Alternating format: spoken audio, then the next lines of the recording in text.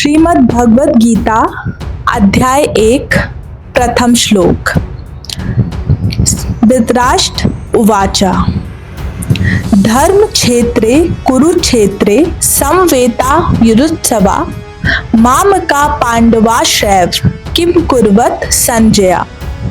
धृतराष्ट्र ने कहा, हे संजय, धर्म भूमि कुरुक्षेत्र में युद्ध की इच्छा से एकत्र हुए मेरे पुत्रों और पांडु के पुत्रों ने क्या किया।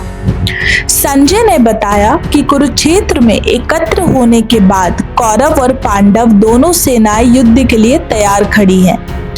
दुर्योधन ने पांडवों की सेना को देखकर अपने गुरु द्रोणाचार्य के पास जाकर उनकी शक्ति का वर्णन किया। इसके बाद दोनों पक्षों में शंखनाद हुआ और युद्ध प्रारंभ होने की स्थिति बन गई। फिर अर्जुन ने श्री कृष्ण से अपना रथ दोनों सेनाओं के बीच ले जाने को कहा ताकि वे युद्ध करने वालों को देख सके। जब उसने अपने ही संबंधियों, गुरुओं और मित्रों को सामने देखा तो वह मोह और करुणा से भर गया और युद्ध में असमर्थ हो गया। यही आगे चलकर गीता के उपदेश का कारण बनता है।